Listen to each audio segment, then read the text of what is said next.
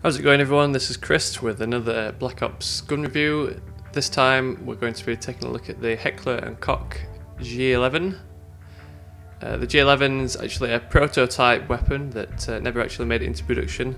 That was developed in Germany during the 60s, 70s and 80s. In game, it's a classified weapon, which means you have to buy every other weapon in that category in order to unlock it. So with the assault rifles, you have to unlock everything, which means wait until level 44 at least. It also means you need a bit of cash. You obviously have to save up enough to buy all the other weapons first. The G11's quite different to all the other assault rifles. Being a prototype weapon, it's got a few unique features. Firstly, it has a horizontal magazine which holds caseless rounds, so you'll notice when you're firing the weapon you don't hear or see the cases flying out of the side of the gun. It's also unique in that it doesn't have all the usual attachments that all the other rifles have. The G11 has a couple of scopes that you can take advantage of, and similar to the M16, it's a 3-round burst, but one of the another unique feature of the G11 is that it has a 48-round magazine. So in game, the damage is deceptively low at 35-25. That's 35 at close range, and the drop off to 25 at long range. That makes it a 3-shot kill to the head and body at close range, or a 3-shot kill to the head, or a 4-shot kill to the body at long range. But with the considerably low recoil of this gun, it makes it very easy to get a 1-shot kill, in that if your first shot of the 3-round burst connects, then it's very likely that the second will do too, because of the super high fire rate. The G11's also got a very fast sensor speed, which is obviously what helps with that high accuracy.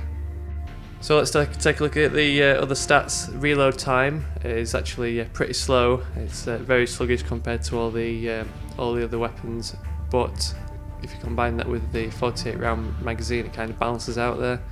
And we've also mentioned the 525 rounds per minute fire rate in 3-round burst. Just looking at the stats and comparing it to the M16, the other 3-round burst weapon, on first impressions you'd expect the M16 to be superior because of the higher damage and the ability to have different attachments. But the G11 is actually more suited to more combat situations. It's actually the only rifle in the game which has a submachine gun spread, which means it's very accurate at close ranges. Plus, combined with that low recoil, it makes it very accurate at long ranges too. So once you've got to that level 44 and you've unlocked the G11, you can really go to town with it, and that's why in my perk recommendations I've listed Hardline Pro. Hardline Pro just kind of rewards you when you're on a streak. It allows you to get your kill streaks early. For my second perk choice, I've picked out Steady Aim Pro. Now, the reason I've done this is combined with that super small spread. It's going to make it absolutely killer at close ranges. You're going to have superior accuracy to even submachine guns. You'll not even have to look down sight, so it makes it a good all-round weapon for close quarters combat and long-range shots. My final perk choice would be Hacker. Once you're on a roll with your kill streaks, the last thing you want is to step on a claymore just before your chopper gunner dogs or gunship. So Hacker helps warn you of those pesky things. And as we mentioned, the G11 doesn't actually have many attachments. We've only got the option of a low power scope or a variable scope. Sniping with the G11 can be fun, but I'd go for either no attachments at all. The G11 uses the usual Treyarch iron sights, or you can go with the low power scope, which helps connect those longer range shots. So that's the G11, great all-round gun.